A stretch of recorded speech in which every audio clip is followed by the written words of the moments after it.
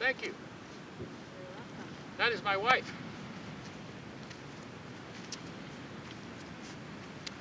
Welcome to the Northern California coast. I have traveled extensively throughout the world, and this is one of the most beautiful places that I have ever been. I am confident that many of you who have had biology or chemistry or physics at the university level or even at the high school level are aware that global warming, that climate change is a reality.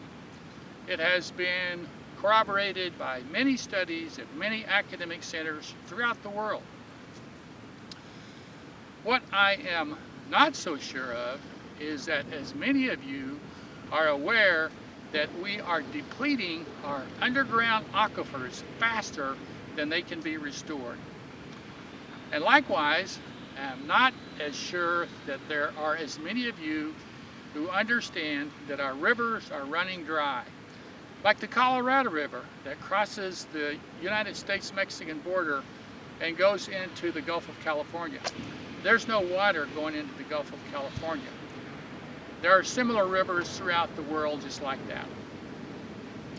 All of these phenomena have one thing in common. They have a common denominator. Let me show you some wild and scenic country, and we'll explore some of these ideas.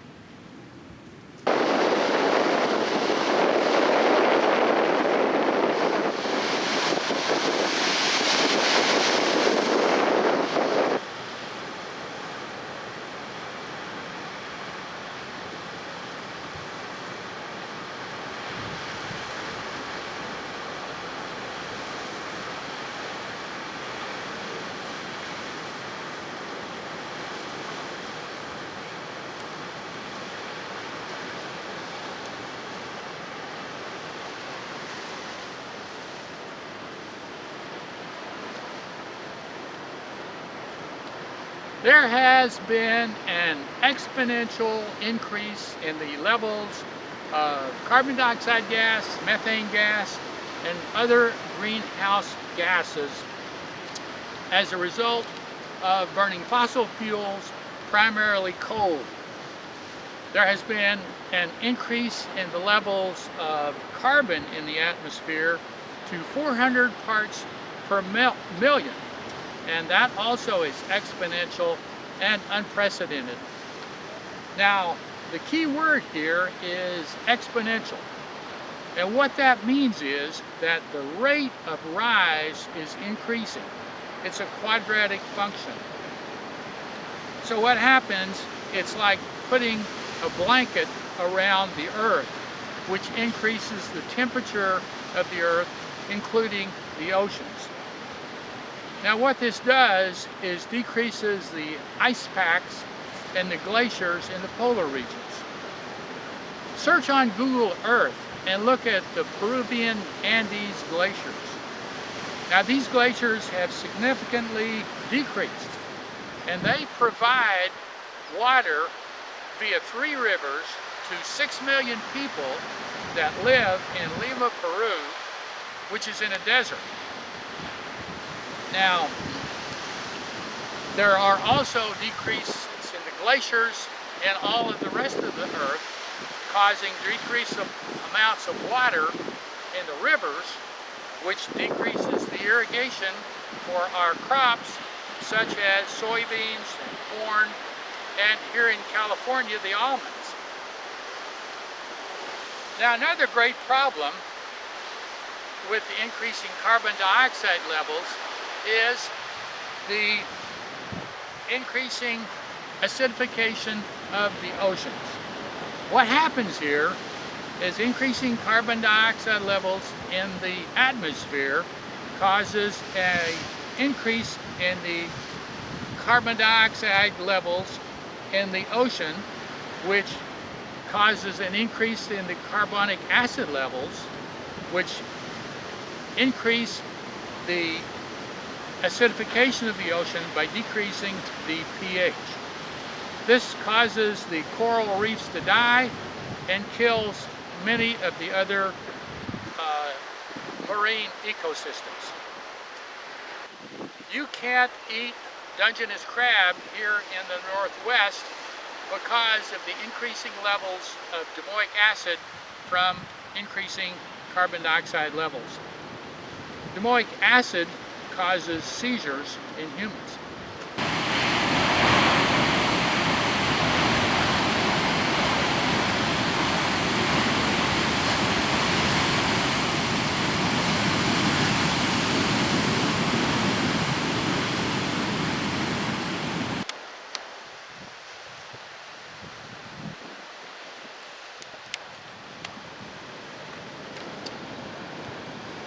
That's Hal back there, one of the sea lions that I come down and visit with sometimes.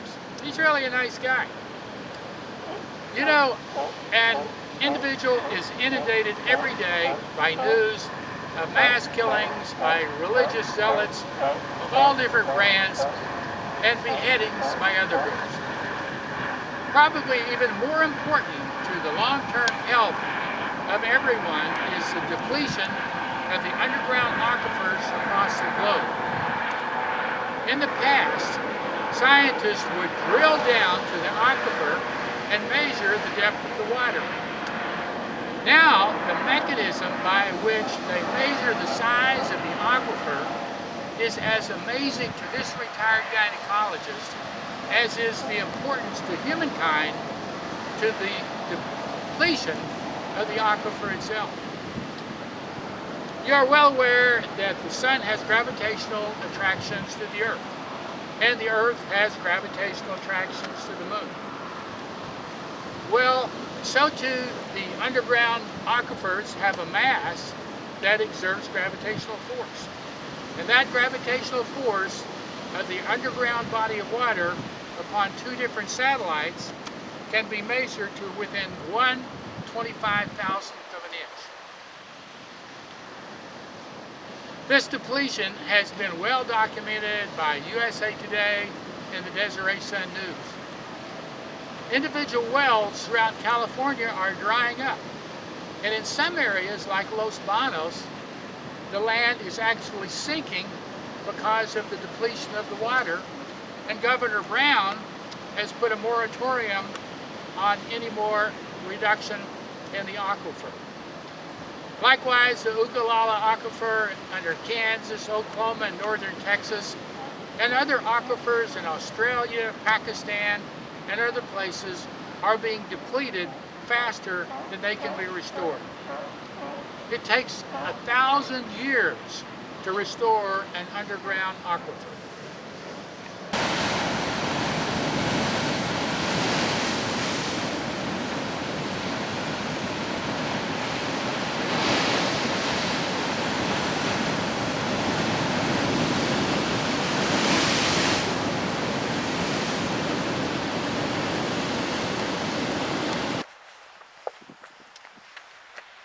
Finally, there is the reality that our rivers are running dry and running out of water. Look at Google Earth at the Colorado River after it crosses the Arizona border with Mexico and then runs into the Gulf of California. There is no water running into the Gulf. All of the water in the Colorado River has been seized, allocated, or whatever by California, Nevada, and Arizona. Likewise, the Indus River in Pakistan, the Nile in Egypt, and many others are drying up as a result of decreased snowpack from climate change and from an increasing number of people drawing water from the river for irrigation.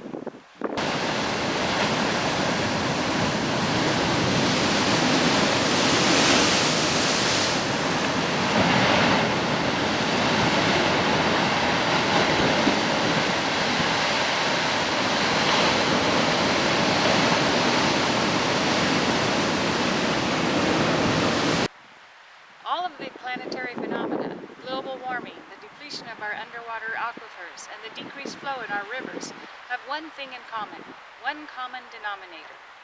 There are too many humans on the planet that are polluting the air with CO2 and drawing water out of our aquifers. Although we have always had debates, sometimes contentious arguments regarding immigration, whether the rich should pay more taxes, who should pay for health care, gay rights, and many other issues that may or may not be important, it is my belief, my contention, that right now humanity is at a tipping point. And if we don't do something to control the world's population, then all of these other contentious issues are going to be irrelevant. If we don't reduce the number of people on the planet, then we as a human race are going to face insurmountable and catastrophic problems.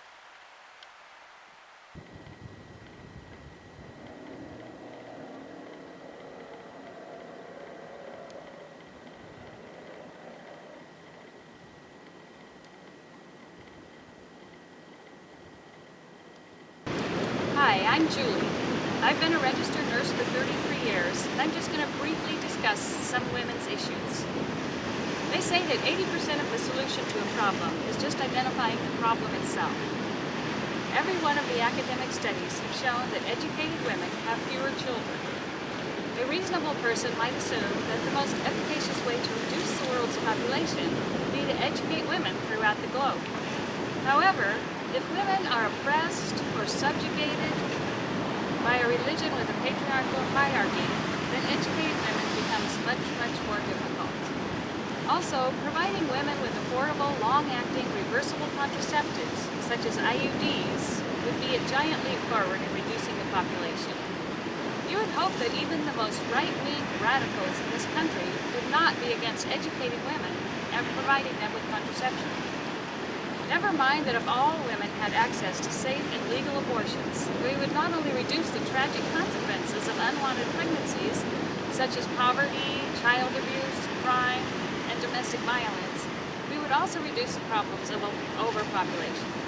Just educating women and providing contraception throughout the world would easily reduce the number of people that we need to feed. Even the Pope has recognized the problem and said that we need to stop breeding like rabbits. It's ironic that the very policies of the Catholic Church have been a significant part of the problem.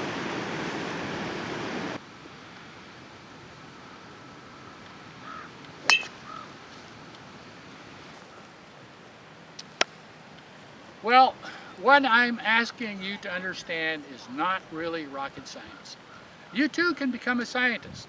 Several really bright people have already articulated this problem very well. The Reverend Thomas Malthus recognized in the 1800s that overpopulation would be controlled by war, by famine, or by pestilence. Paul Ehrlich from Stanford University, where I was trained in obstetrics and gynecology, articulated this data in the 1980s. Even Norman Borlaug, the father of the Green Revolution, understood the need for population control to maintain that balance between the exponential growth of humans and the linear growth of food.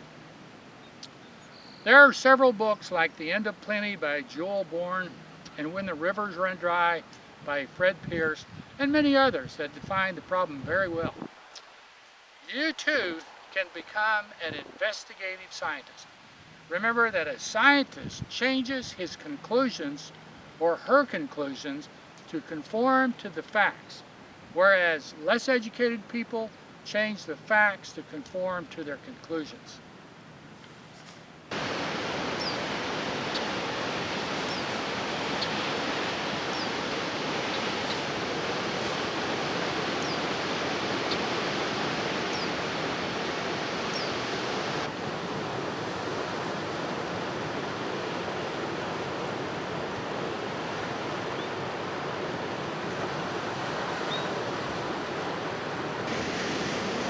There will be two powerful forces to contend with in your scientific investigation into this colossal problem that threatens mankind.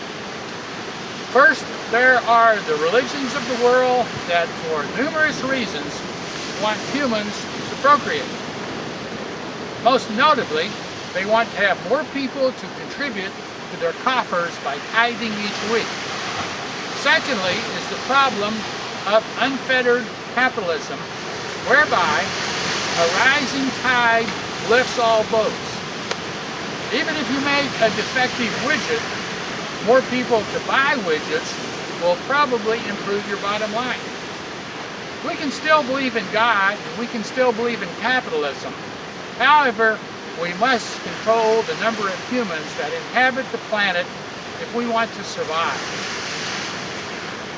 So during this election season, when you listen to the debates, when you hear the sound bites, when you are inundated by misinformation about promises of getting everything and giving up nothing, please remember that the elephant in the room is the recognition that there are too many humans on the planet. Your children, your grandchildren, and all of your future progeny will thank you long after you are gone.